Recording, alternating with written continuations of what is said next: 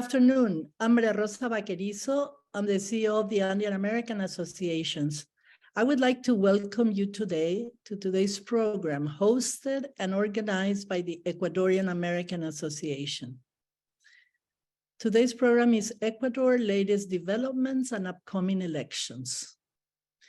We have as speakers Alejandro Arriaza of Barclays, Richard Francis of Fitch Ratings, Walter Spurrier of the Spurrier Group, and our moderator is Augusto Rilova of Sherman and Sterling. We're very grateful to our wonderful panel and to all of you for your participation. A few words about the Ecuadorian American Association. It was incorporated in the United States in 1932, becoming the first chamber of commerce for Ecuador in the US. Our association has hosted hundreds of key programs, and we're celebrating this year our 91st anniversary. We have for today's program 140 registrants, and we welcome each and every one of you. I would like to welcome our supporters, Banco Pichincha, Miami Agency. They are a leadership circle member of our association. Sherman Sterling, a sustaining member of the Andean American Associations. We have Nelson Baldeón. We welcome Michael Skoll, president of the Venezuelan American Association of the US. We also have with us today René Valverde. He was our past president of the Ecuadorian American Association, and representatives of the Ecuadorian and the US governments. We also have major financial institutions. We have with us today Asobanca, Barclays, Brown Brothers Harriman, Citi, Danske Bank, Goldman Sachs, Interori Bank, JP Morgan, Morgan Stanley, State Trust, UBS, and Wells Fargo. We also have multinational and key institutions. We have with us Institute of International Finance, the Inter-American Development Bank, International Monetary Fund, the World Bank.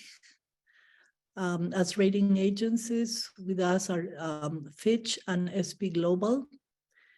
Universities, we have Georgetown and Iowa State.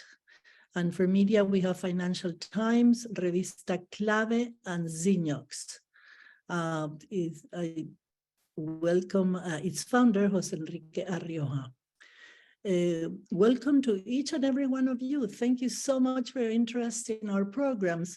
Please note that our speaker remarks are their own views and are not the expressions or positions of the Ecuadorian American Association, which is apolitical.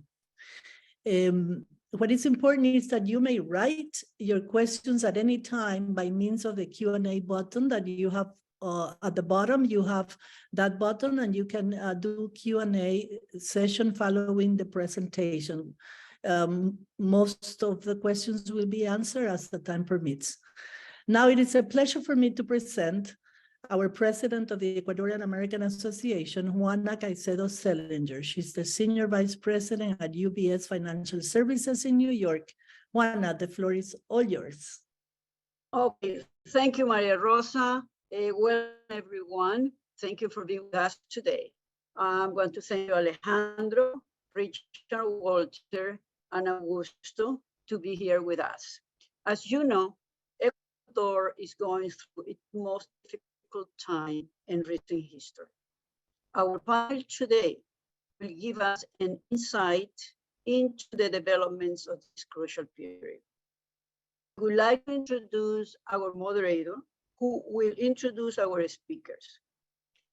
You may refer to the invitation for further information about them. Augusto Rilova is a partner of the Project Development and Finance Practice of the international law firm Sherman and Sterling.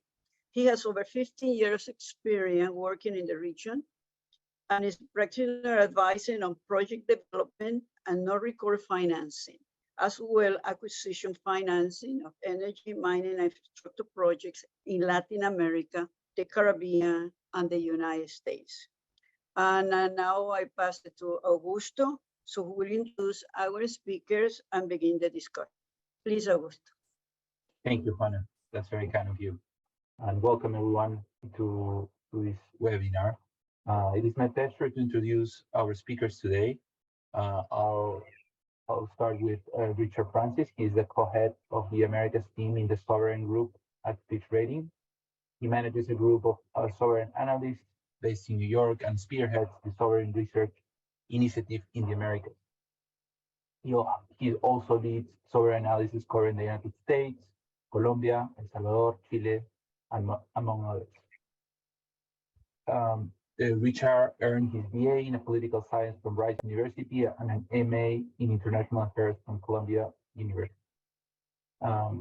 After Richard, we'll hear from Walter Spurrier. Walter is an economist analyst with a master's degree in political science from UCLA. He's the director of Political Economic Report Weekly Analysis, and also the president of the Courier Group. He's a frequent columnist at El Comercio and El Universo newspapers. He's currently advisor to the Chamber of Industry and faculty of the administration of Casa Grande University. Finally, we'll hear from Alejandro Arreaza. Alejandro is a Latin American economist at Barclays. He's based in New York and is responsible for Barclays' macroeconomic coverage of the Andean and Central American and Caribbean economies. He joined Barclays in 2010 after working several years in financial markets in Venezuela. He holds a master's degree in economics from the Universidad Católica Andrés Bello in Venezuela, where he also received his BA in economics. So Richard, why don't we start with you so you can give us each view on where things stand for Ecuador? Sure.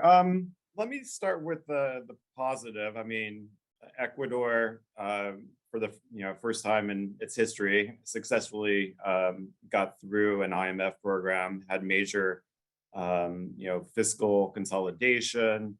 With the default and the restructuring of the debt actually smoothed out the amortization profile for a number of years. We don't see really significant step ups until 2026 on the external debt, and so that gives Ecuador some relief.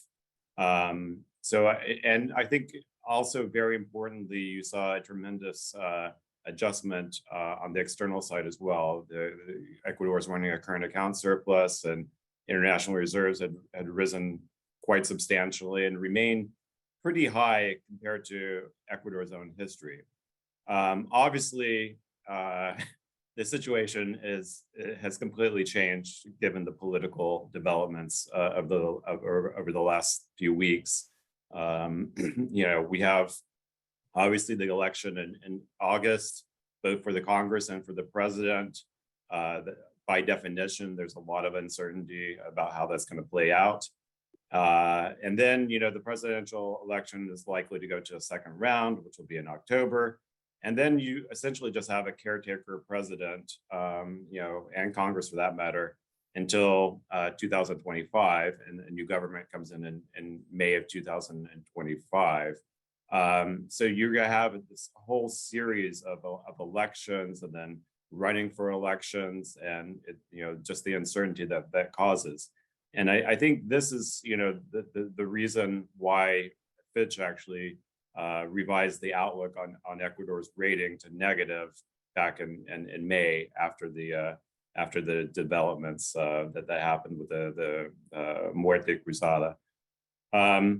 So I think with that uncertainty, we're expecting a slowdown in growth. So it's going to have a knock-on impact on growth. We're looking at growth of just 1.6%, and I think there's some downside to that.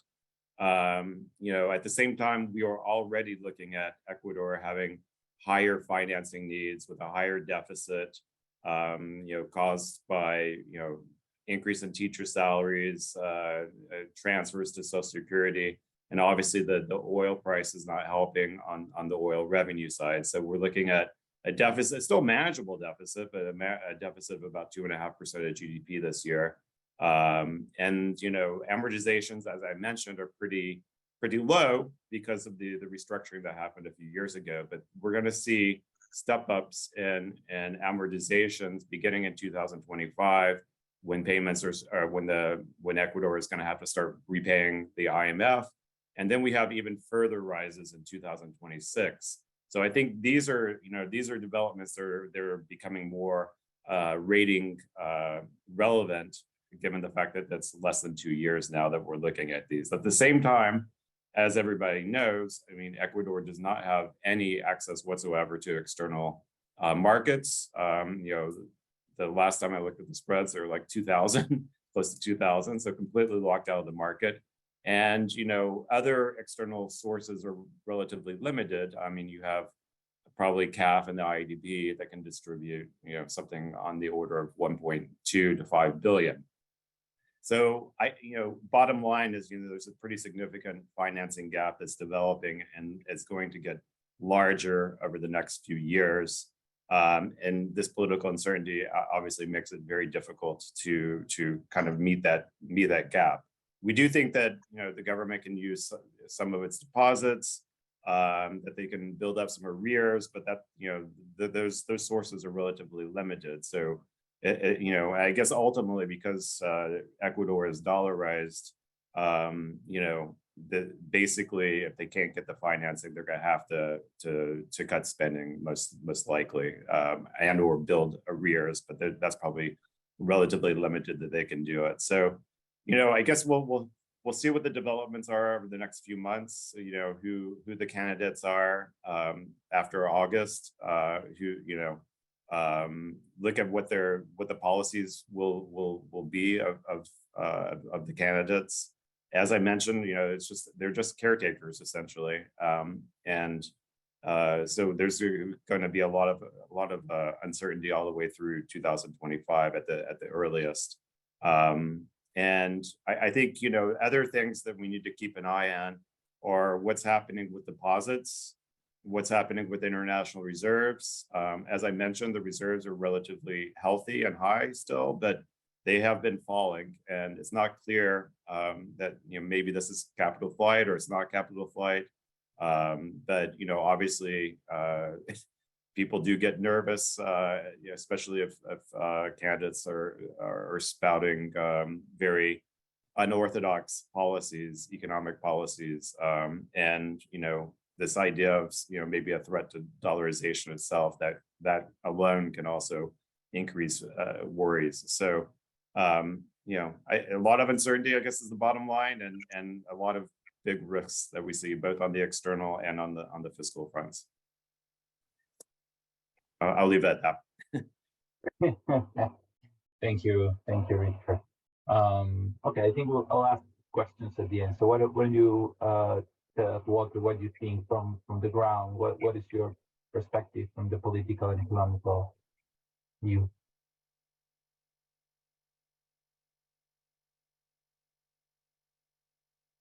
Sorry, Walter, you're on mute. Well, to begin with, let's explain a bit of what the political situation is. The current constitution that Ecuador has, that dates from 2008, introduces an institution from parliamentary government, which is a snap election, with the exception that the snap election doesn't call to start a new presidential period, but to complete the presidential period which has been interrupted. So we came into having a snap election. Lasso did it because they were going to get him out of the government. They were going to topple him. There was a legislative majority in the opposition, to have virulent opposition, and then he decides not to run in the next election. So suddenly we were not used to having unplanned elections, and all the candidates and parties begin to scramble, trying to set up candidacies for elections that are going to be held on August 20th. The only party which is really organized is the Correa party. He's the one who pushed the political crisis because he wants to come back to government. His plan is to do the same thing that Lula da Silva did, have the findings in against them for corruption to be waived on on procedural grounds and then be able to come back for the next presidential period. And then meanwhile, have somebody very close to him as new president. So he has selected somebody from his entourage to be candidate, and she is likely to be to have the largest vote in the first round of elections. Correa has the best organized party, has the most support in Ecuador, but at the same time, he has the most people against him. So just as it happened in the previous election in 2021, there is a likelihood that whoever gets into the runoff with his candidate may be next president. Now, the problem is that elsewhere, we don't have a very clear view of who are leading the pack. So we have 7 other candidates, and several have about the same chances as of now. The candidates have still not been not confirmed. They still have to be vetted by the electoral authorities. The issues now are, one is pro Correa and against Correa, and then one of the candidates, Villavicencio, is very much against Correa. He has that banner, and he must be one of the candidates who have the most votes. He is a former union leader for the State Oil Corporation, and somebody who always worked on the state side of the economy, and he really doesn't have a party. So he's in and out. Another of the big issues is crime. We're in the middle of a huge crime wave brought about by the presence of the Mexican and Colombian cartels, plus, of course, local hoodlums that joined them. And the Social Christian Party has a standard bearer for somebody who was going to fight corruption. So he's going to fight delinquency. So he is running on the delinquency banner. And he has a party, he has a Social Christian Party. But there are other candidates who may who have a good chance of winning the presidency, but against they don't have a political record, they don't have a political structure. Now, the main issue now that we face is that the new president is going to complete the term, that Lazo's term, which would end in May of 2025, and therefore this new president probably wants to be reelected. So how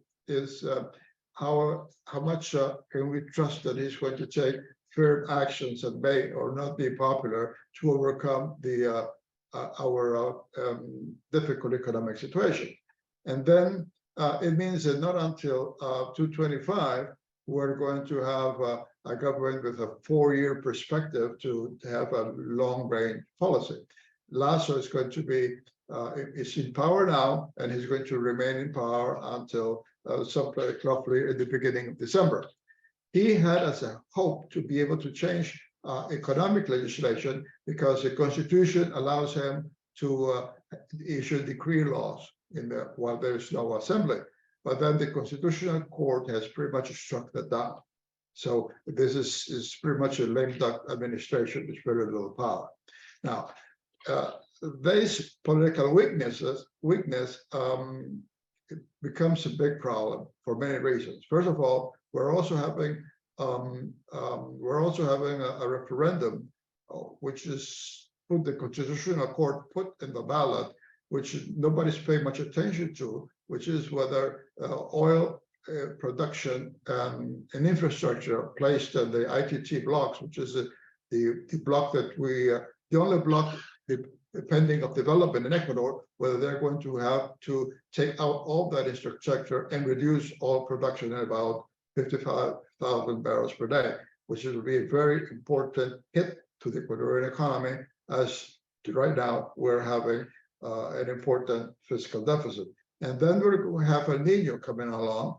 We don't know how strong it's going to hit, but in 1977-98, we had a very strong El Nino that pretty much destroyed much of the production of the coast and the infrastructure. And if that comes along, we're going to be very prepared to face it. So Right now, our main issues are a lack of a government being able to have a long-term policy to handle the situation. In this context, some of the candidates who do not wish to take difficult policies to attack the fiscal problem, which is going to get worse if referendum approves doing away with this part of the oil infrastructure. Many say we're going to have to take the reserves, the Ecuadorian reserves. The problem is that Ecuador really doesn't have reserves. In this previous term, Korea pretty much used all the reserves we had. What we count as reserves right now is essentially deposits, the reserve requirement the banks and other financial institutions have from the central bank. In other words, it's the people's deposits.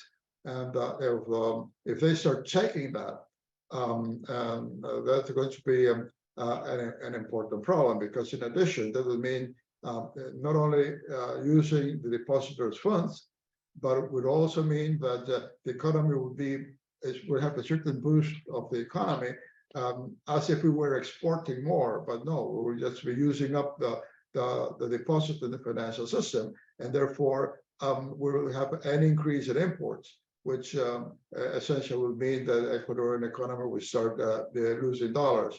When Korea did this of taking, because this was been done before, taking the funds from the central bank, from depositors' funds to the central bank, what he did is he slapped a tax on all the hard currency outflows, and also a tax on imports. And a result of that is we had inflation. We have a higher cost of living that in other countries, which hampers our ability to export. So we have some issues that the government should be able to handle, but this lack of leadership that we recently have, and which is going to continue for some time, makes it uncertain that Ecuador is going to have the adequate policies to overcome the problems it has ahead.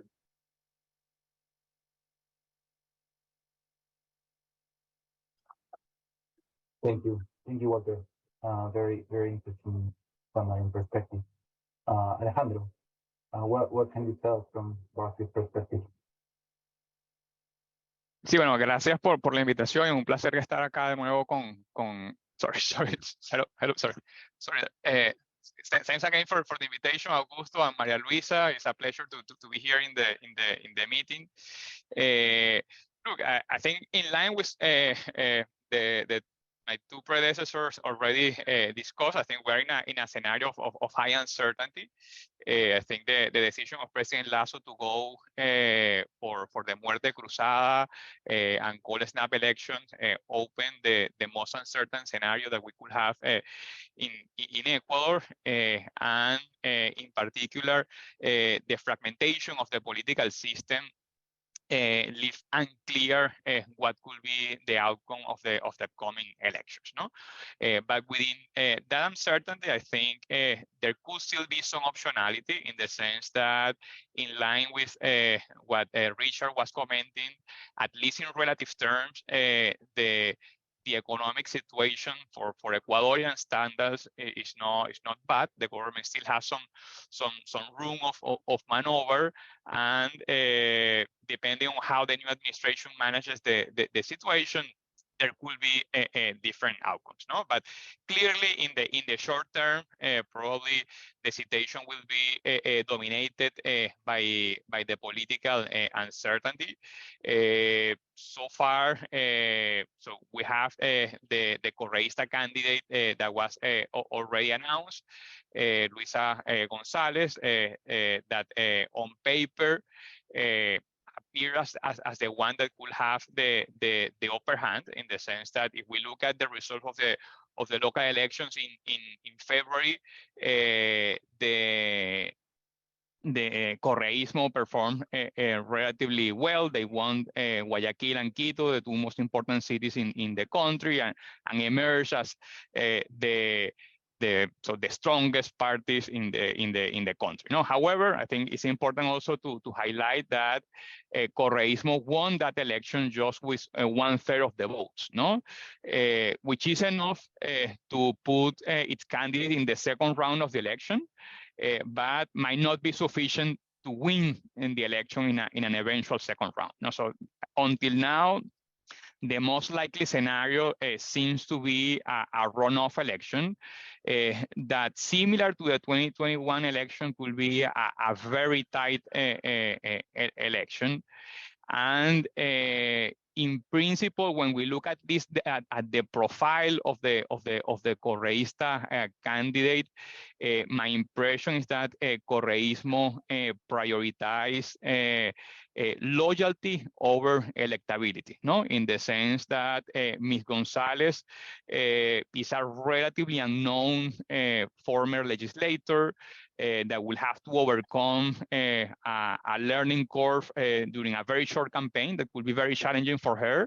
And she will need to get to know around the country to get the votes of centrist voters that could be critical in a second round election. No, and at the same time, well, she will face a still high anti-Correa sentiment that will make a second round election challenging for her. No, but within that context, I think we have to ask whether a less electable Correísta candidate is positive or negative news, no? And that's less clear for now, no? In the sense that we don't know yet who is going to be the alternative to Correísmo in the runoff, no?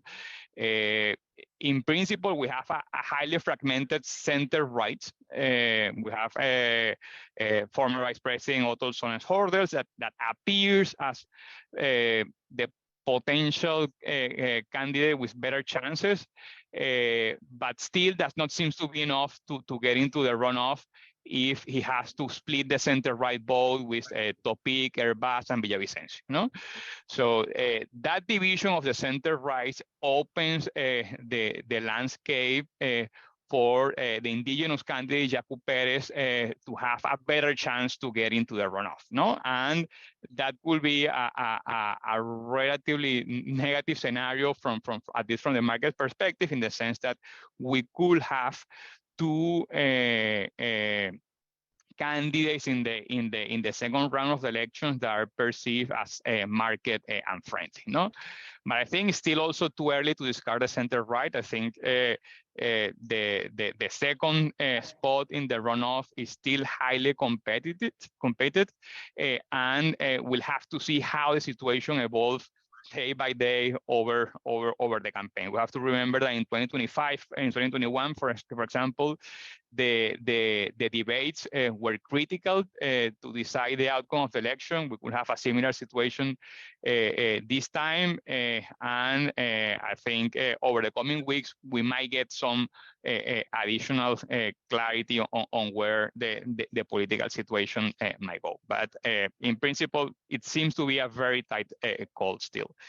Then from the economic perspective, I think until now, all this political instability seems to have had relatively limited economic impacts. No, when we look at the economy, still the economy is growing at a relatively good rate. The last figure, at least that we have, was for the last quarter of last year, and the economy grew 4%. If we take into account base effects, probably in the first quarter of the year, the economy should have grown something similar. And so even if we could expect some deceleration over the coming quarters, growth in 2023 could still be around 2% growth, which is not bad, no?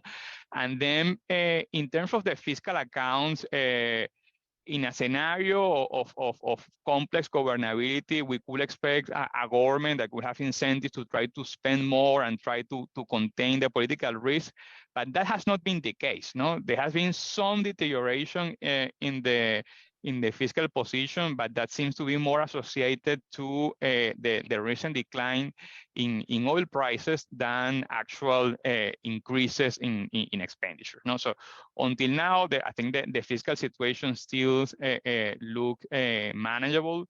Over the last 2-3 years, I think the government has been able to build some cautions that give some margin of maneuver, at least for the next 2 years, and then we'll have to see what the approach of the next administration ends up being. No, but from that perspective, I think we shouldn't associate political change with an imminent default. I think that's not the case. I think still in the short term, the government can continue to muddle through with the payments. If we look at, for example, the market debt service over the next 3 years, is around $600 million on average, which is in principle a manageable amount, and probably the biggest risk will come from 2025 onward, after 2026, when the maturities start to kick in. No,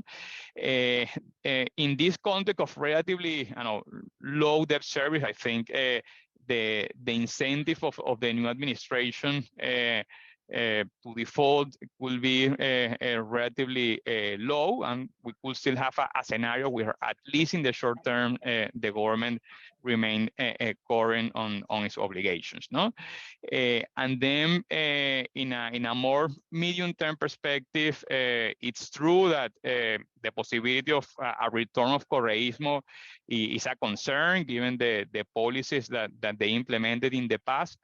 But I think we have to split the correísmo experience at least in two. No, I think in 2008, so they had an opportunistic default. They implemented a series of unorthodox policies that create concerns, but in the second half of Correa's tenure as president, he was more pragmatic. He opened up for investment in the oil and mining sector.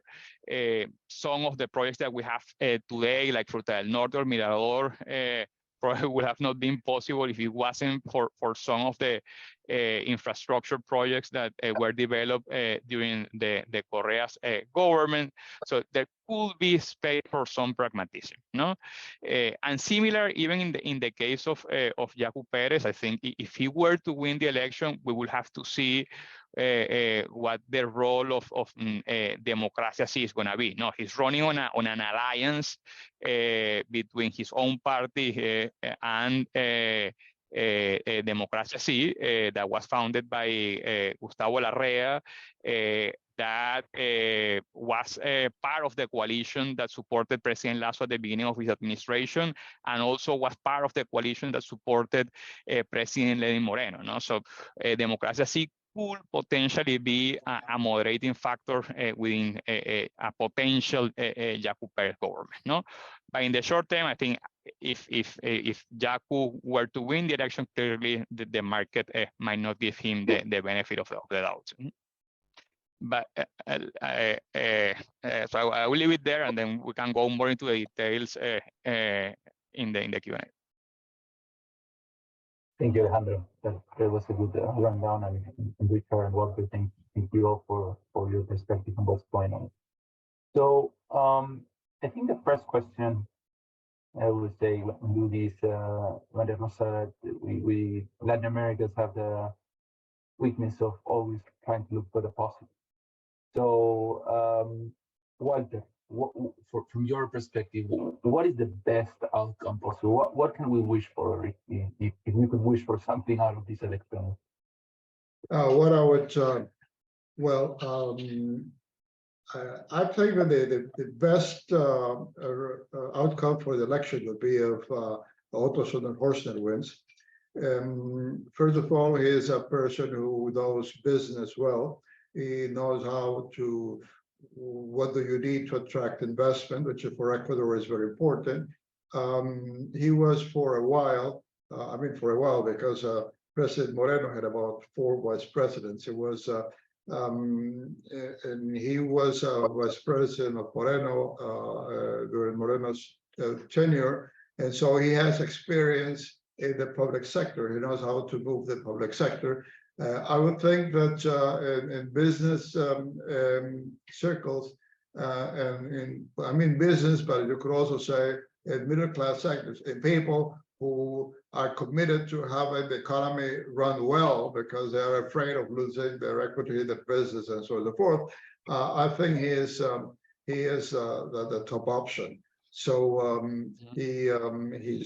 she's just come from Harvard, so he's got a little also a little theory there to add to his practical knowledge. And I would say that would be the best outcome. In the case of Correa, what we know is what he has been saying. All what he has been saying now goes around his person. What is his plan coming back? What he wants to do, he wants to take over. What he wants to do, he wants revenge. He says he wants revenge against the Attorney General. He wants revenge against everybody who he feels that has somehow crossed him. And he is not presenting an agenda, really. You know, he's presenting an agenda. What he's doing is, when the moment he selected Gonzalez as his candidate, the thing he highlighted of her was loyalty, not her capacity or whatever. It's loyalty. She put somebody who's loyal to him because he wants to come back and he wants to get back at everybody who crossed him. So that doesn't look well. In the case of Jaco Perez, he's an anti-growth policy. He's bought in the whole policy that if we need to have a more ecologically friendly world, we have to deindustrialize, be a simpler society. That's his message. I don't think he would be in a position to manage the issues we have ahead. Other candidates have less experience and will be more of an unknown. So at this stage of the game, I would be rooting for a presidency of Otto Sonnenhöser. And Alejandro, you also kind of assess the likelihood of this president. What do you think Otto's chances are? Because frankly, I do have a perception that Lenin Moreno's president kind of laid the ground for a revival. I don't want to say a revival, but a transition to a more open market friendly economy that I think then probably Lasso, I don't think he took it too far, but maybe he did it too fast, right? And he was likely trying to build for his last 2 years, which now he cannot, take advantage of his reserves, of this kind of like political credit internationally, at least, that he had amassed through the different investors. So what do you think about those chances, considering some of these factors and his political ability to deal with the current issues? Yeah, I think in line with what Walter was commenting before, I think in principle, Otto looks like the best option. No, unfortunately, I think the division of the center right is not helping him. But he's a young, charismatic leader, so we still have to see if he's able to articulate a strong coalition and take off as the main option in the center right. No, if that happens, well, we could have a situation similar to 2021, no, where we go to a second round between the Correísta option and Otto, and I think he could have a good chance to win that runoff. I think, as I mentioned before, and also Walter mentioned that, I think Correísmo, when they pick their candidate, could have made a mistake. I think prioritizing loyalty over electability so is leading them to go to the election probably not with the ideal candidate. So they had other better options. If you look at the alternatives that Correísmo had. So for example, Carlos Rabascal was someone that appeared as a more I don't know, experienced politician, better known nationally, and also with a more centrist approach that could probably have helped Correísmo to be more competitive in the second round. No, in that sense, well, so this scenario could play in favor of Otto if he gets to the runoff. No, but still it's tough. No, I think so. We're going to have probably 3-4 candidates with 10-15% of support, and that's a very difficult scenario to know who gets into the runoff. Mm-hmm. Richard, from your perspective, is there a candidate that will just raise red flags or I mean I think I know the answer. It's likely as what you were saying, Jaco Pérez is probably the one that will raise some concern. But is there any other, like, what about the return of the Correísmo? What is your perception? Yeah, I mean, just one quick thought about the Otto Sonnenholzer is that even if he's a moderate and he still have to deal with the Congress, and it does seem like the Congress is probably likely to remain pretty leftist. So I'm not sure how far the agenda of even a more center right candidate could be. I guess the other two, the Jaco Pérez and the Luisa Gonzalez, I think there probably markets are worried about each of them for different reasons. And I think Alejandro spoke very well about kind of the, and Walter for that matter, about the risks of Correa and possibly setting setting the way for him to come back in 2025. And I guess I do agree with Alejandro. I think there were kind of two phases of Correa.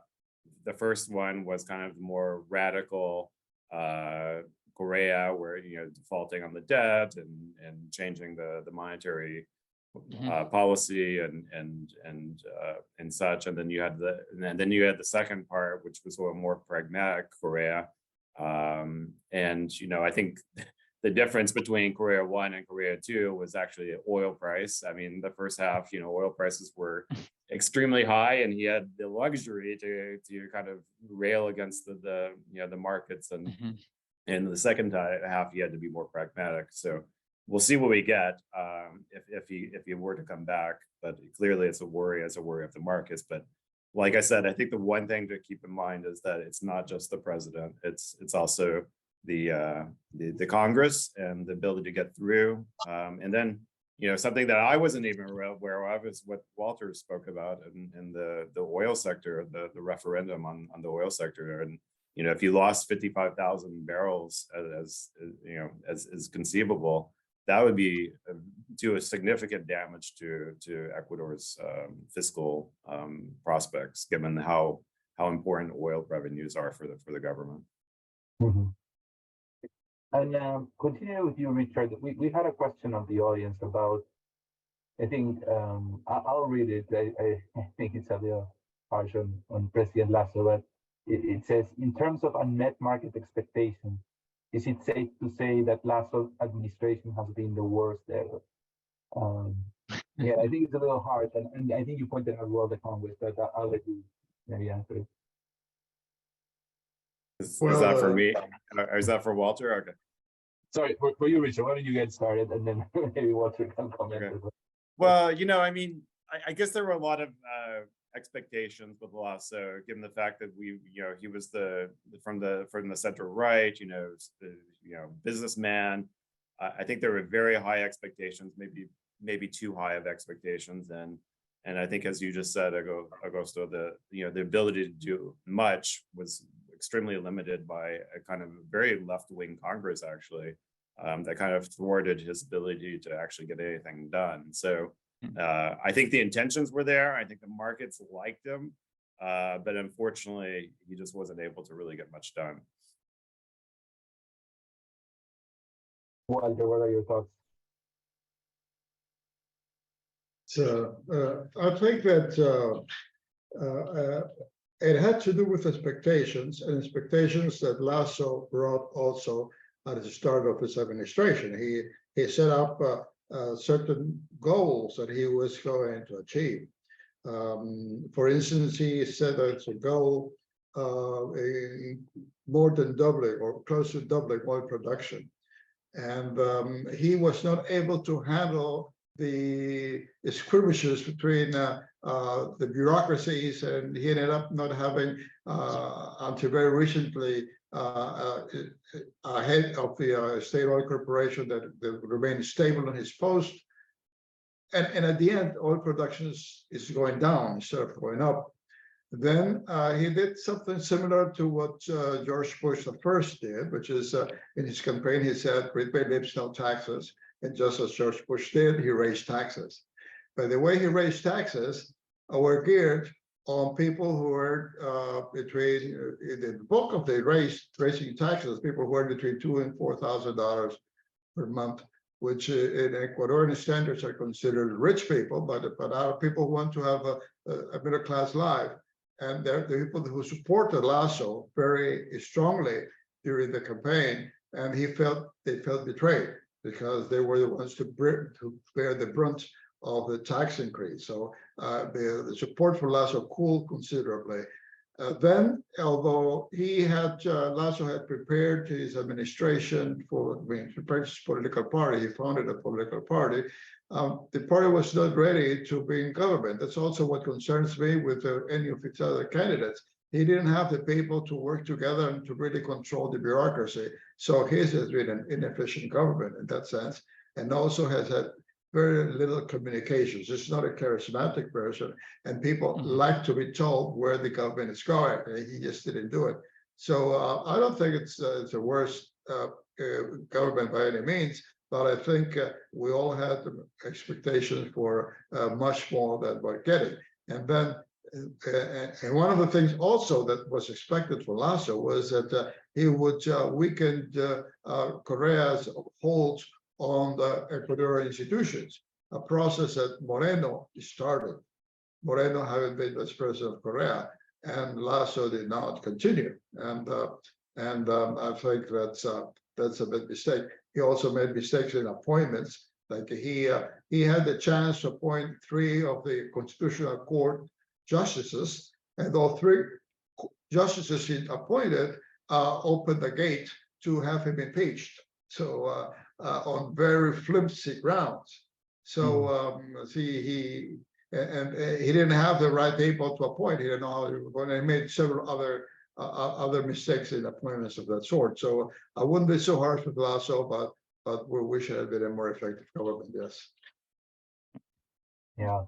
No, I think that you made the point here when you perfect your turn about leadership, and I think that's a constant in Latin America, in a number of countries in which this concept of leadership, I think, has been understated, and the president seems to have more power, or appears to have more power that they actually can wield on the people. And all these, not all of them, but most of the right-wing candidates and presidents, like it happened to Kuczynski in Peru, right? They are very qualified. They're technocrats, but there's a big part which is politics, and that needs to be mastered. So in that vein, Alejandro, and we didn't talk much about Congress, but Richard brought us brought our attention to that. So, any expectation in terms of the Congress composition? Is it left leaning for sure, or? Well, the the composition of the assembly will be decided together with the first round of the election, and in principle, so when you look at the landscape, so clearly Correísmo has the first option in that first round, and then the center right is divided, so that puts you in a position where it looks like the most likely scenario is that Correísmo will be the first party in that assembly. How strong it's going to be is still unclear, but if we take as a reference the 2021 election, they had more or less 1/3 of the seats in that assembly. Probably they'll get a little bit more than that, but they might not get the 50% of the seats to have to be a clear majority in Congress. So we still have to see how big their share of the seats is going to be, and then the rest is going to be probably fragmented, which as Richard and Walter were commenting, I think that creates an environment where it's difficult to build or to pass reforms. And I think that's associated with the previous question, about the legacy of Lasso. I think more than an issue associated with the president, what we have experienced over the last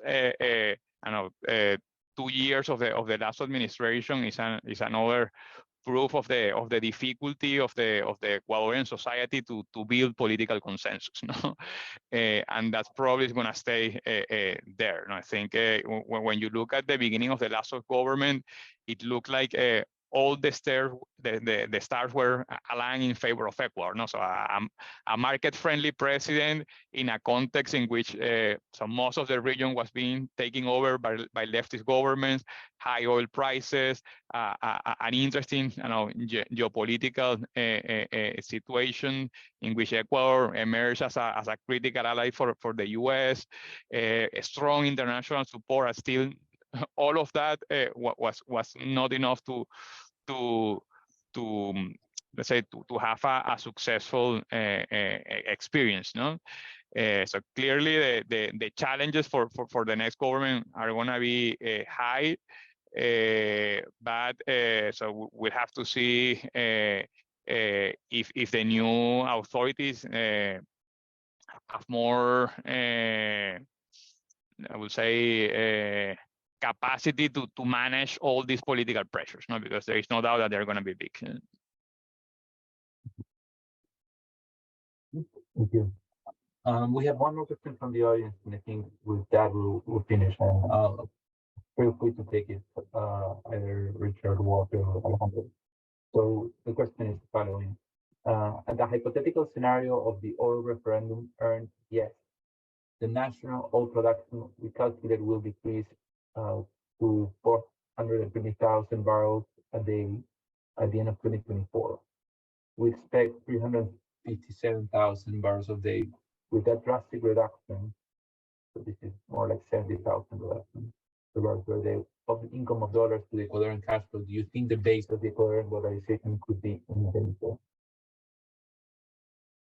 Well, okay, dollarization by itself, in itself, is very strong in the sense that if we have less oil revenues and we also have less oil exports, the economy adjusts to that. The problem is when the society does not want to adjust. In other words, duplicate dollarization, what other countries do, just going to the central bank and printing money, like Argentina has over 100% inflation, and many Latin American countries have gone through that path. The problem now is that if we lose those revenues, and also we use those dollars, the economy has to contract.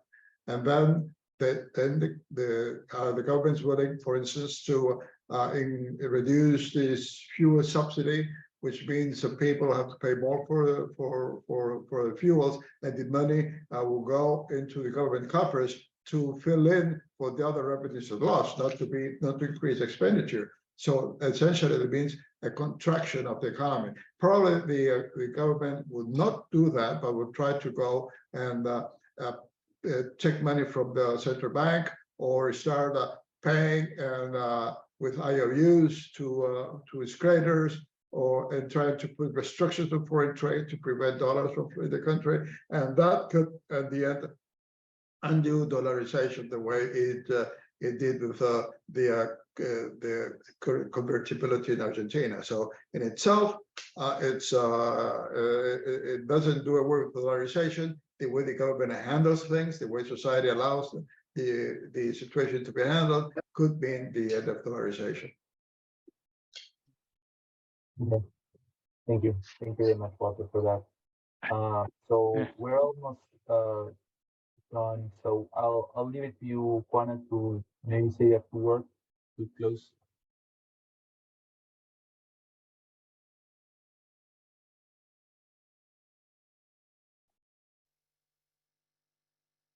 Okay. I think we don't have more questions. I just want to special thanks to Walter, Augusto, Alejandro for this wonderful panel today. I hope that this help people to get a better idea of what the situation, real situation is in Ecuador, what possibility we have in the future.